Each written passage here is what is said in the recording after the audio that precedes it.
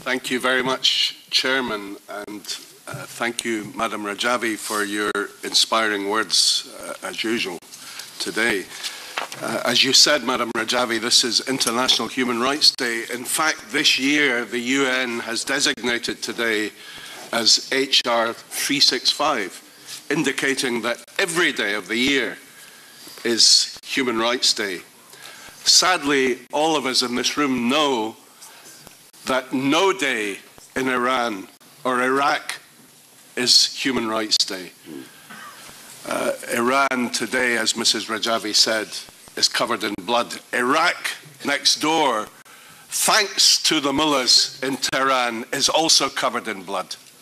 5 years ago, when I was elected as chair of the delegation for relations with Iraq in this House, I was told by many officials and by ambassadors, your job is to cement good relations between the European Parliament and Iraq, to build a good sympathetic relationship.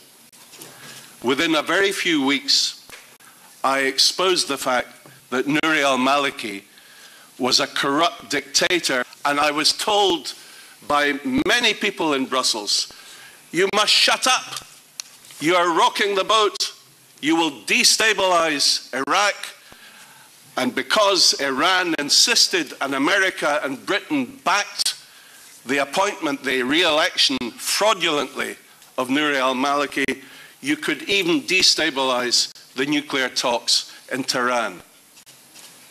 But I refused to shut up. I was becoming rapidly, apart from my colleagues here in this room, rapidly we were all becoming lone voices in this respect.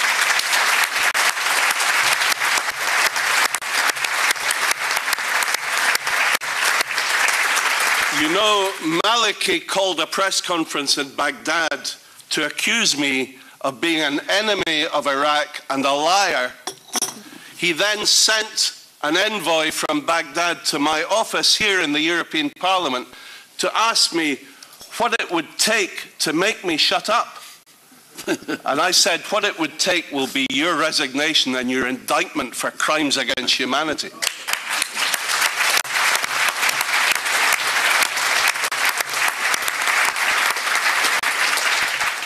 But you know, my good friend Howard Dean said that the West is plagued with a history of short-termism. And this is exactly what happened. 5 years ago, Maliki lost the election to Ayad Alawi by 2 seats. But Iran said, we have a red line against Ayad Alawi because he is always complaining about Iraqi interference in Iranian interference in Iraq. So we no way will allow him to become the Prime Minister. And America and Britain and Europe backed Iran and said, okay, we support Maliki to form a coalition and to take control. That was a short-term mistake, and it was a tragedy for Iraq, it was a tragedy for the region, and a tragedy for the world. Iraq is now a bloodbath. We warned again and again that this would happen, that there would be civil war. Now, Haider al-Abadi, the new Prime Minister, says that there are over 1 million armed militia, Shiite militia, active in Iraq, backed, financed, and very often led by the Quds Force from Iran, waging sectarian war on the Sunni population. And then the world says, why is it the Sunni tribespeople in Anbar and Diyala are not standing up and fighting alongside the Iraqi army to get rid of ISIS? Because the Sunni people think that the Shiite militia are worse than ISIS.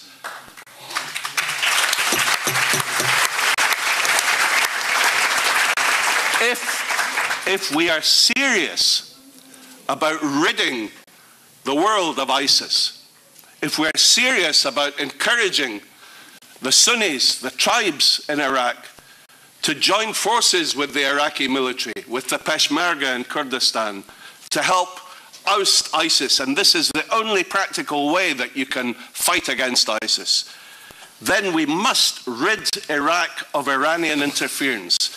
We must tell Haider al-Abadi, appoint again the generals who were ousted by Maliki because they did not support Iranian interference. Get rid of all the Iranians in Iraq. The PMOI exposed 30,000 names of people who are working in the army, in the intelligence services, in the administration of Iraq, who have been trained and are paid a weekly wage by Iran. They expose their names, their bank account numbers, how much they're paid.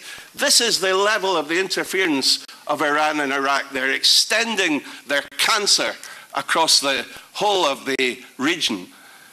And 12 years later, since the PMI exposed the fact that they were developing nuclear weapons, we have just